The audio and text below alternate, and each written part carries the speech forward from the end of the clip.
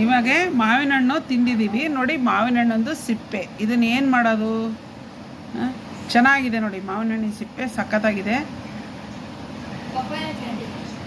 ಇದರಲ್ಲೊಂದು recipe ಮಾಡೋದು ನಾನು ತೋರಿಸ್ತೀನಿ. ಇಷ್ಟಿದೆ, ಒಂದು 5-6 ಮಾವಿನ ಹಣ್ಣಿದು ಬಾದಾಮ್ ಮಾವಿನ ಹಣ್ಣು ತಿಂದಿರೋದು. ಇದು ಅದ್ರ ಸಿಪ್ಪೆ ನೋಡಿ, ಎರೆದ್ಬಿಟ್ಟು ಕ್ಲೀನಾಗೆ ತೆಗ್ದಿದ್ದೀವಿ ನಾವು. ಸಿಪ್ಪೆನ ಕ್ಲೀನಾಗಿ ಚಾಕುವಲ್ಲಿ ತೆಗ್ದಿರೋದು ಈ ಸಿಪ್ಪೆನ. ಮುಂಚೆನೇ ಮಾವಿನ ಹಣ್ಣು ತೊಳೆದ್ಬಿಟ್ಟು ಸಿಪ್ಪೆ ತೆಗ್ದಿರೋದು. ಇದು ಪಪಾಯ ಕ್ಯಾಂಡಿ ಇಷ್ಟಿದೆ. ಇದು ಕಂಡೆನ್ಸ್ ಮಿಲ್ಕ್ ಸ್ವಲ್ಪ ತೊಗೊಂಡಿದ್ದೀನಿ, ಏನಿಲ್ಲ 2 ಟೇಬಲ್ ಸ್ಪೂನ್ ಇದೆ ಇದು. ಇವಾಗ ಇಷ್ಟನ್ನು ನಾನು ಮಿಕ್ಸಿಗೆ ಹಾಕ್ಕೋಬೇಕು. ಚಿಕ್ಕದೊಂದು ಮಿಕ್ಸಿ ಜಾರ್ ತೊಗೊಂಡಿದ್ದೀನಿ. ಇದು ಇಟ್ಕೊಳ್ಳೋಣ. ಸಿಪ್ಪೆ ಹಾಕ್ಕೊಳ್ಳೋಣ ಫಸ್ಟು.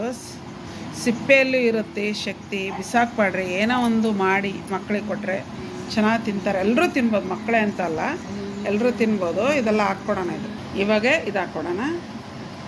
ಏನಿಲ್ಲ ಅಂದರೆ ಒಂದು 2 ಟೇಬಲ್ ಸ್ಪೂನ್ ಇದೆ, ಇದು ಅಷ್ಟೇ ಸಾಕಿದ್ದು, ಭಾಳ ಹಾಕೋದು ಬೇಡ, ಸಿಹಿ. ಇಷ್ಟು ನಾನು ಮಿಕ್ಸಿಗೆ ಹಾಕ್ಕೊಳೋಣ, ಗ್ರೈಂಡ್ ಮಾಡ್ಕೊಳೋಣ.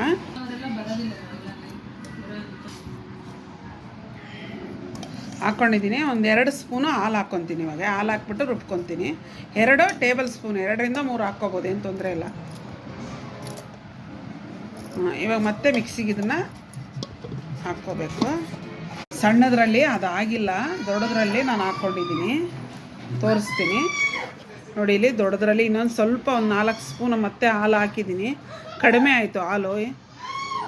ಹಾಕ್ಬಿಟ್ಟು ಕ್ಲೀನಾಗೆ ಸಣ್ಣಕ್ಕೆ ರುಬ್ಬಿದ್ದೀನಿ. ಇದನ್ನು ಇಷ್ಟು ನೀಟಾಗೆ ರುಬ್ಕೋಬೇಕು ಹಿಂಗೆ ಸಣ್ಣಕ್ಕೆ. ಭಾಳ ಟೇಸ್ಟಿಯಾಗಿದೆ, ಟೇಸ್ಟ್ ಮಾಡಿ ನೋಡಿದೆ ನಾನು. ಇವಾಗ ಕ್ಯಾಂಡಿ ಅನ್ನೋದು, ಕುಲ್ಫಿ ಮಾಡೋದು ಒಂದು 5 ಇದಿದೆ. ಇದಕ್ಕೆ ನಾನು ಎಲ್ಲ ಫಿಲ್ ಮಾಡ್ತೀನಿ. ನೋಡಿದ್ರಾ, ರೆಡಿಯಾಗಿದೆ. ಇಷ್ಟೇ 6 ಇದಾಗಿದೆ ಕುಲ್ಫಿ. 6 ಕುಲ್ಫಿ ಬಾಕ್ಸಲ್ಲಿ ತುಂಬಿದೆ. ಇದು ಜಾಸ್ತಿ ಆಗಿಲ್ಲ, ಇಷ್ಟೇ.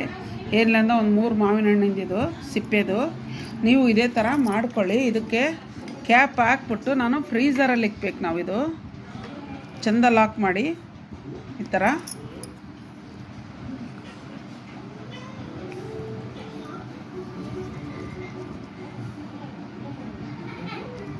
ನೋಡಿ, ಸಿಪ್ಪೆ ಎಲ್ಲ ವೇಸ್ಟ್ ಮಾಡಬೇಡಿ. ಏನೋ ಒಂದು ಮಾಡಿದ್ರೂ ಒಂದು ರೆಸಿಪಿ ಆಗುತ್ತೆ. ಈ ಥರ ನೀವು ಮಾಡ್ಕೊಳ್ಳಿ,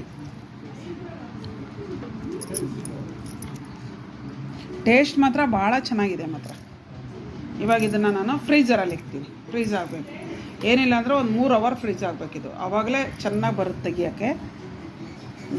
ಐಸ್ ಕ್ರೀಮು ರೆಡಿಯಾಗಿರಂಗಿದೆ ನೋಡ್ತೀನಿ. ಫ್ರಿಜ್ಜಲ್ಲಿಂದ ಫ್ರೀಝರಲ್ಲಿ ಇಟ್ಟರೆ ಅದು ತೆಗಿತಾ ಇದ್ದೀನಿ ನೋಡಿ.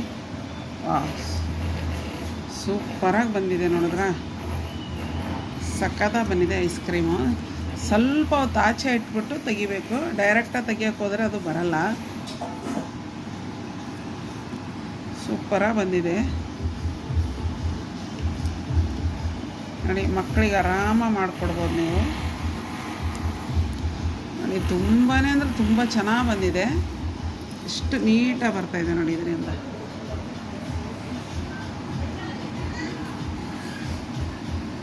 ತುಂಬ ಚೆನ್ನಾಗಿ ಬಂದಿದೆ. ಇದೇ ಥರ ನೀವು ಮಾಡ್ಕೊಳ್ಳಿ, ತಿಂದು ನೋಡಿ. ಮಾವಿನ ಹಣ್ಣಿನ ಸಿಪ್ಪೆಯಲ್ಲಿ ಮಾಡಿರೋದಿದು.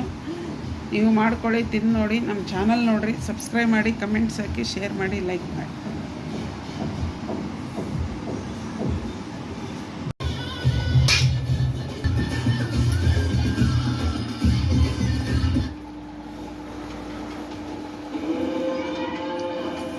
ಹೆಂಗಿದೆ?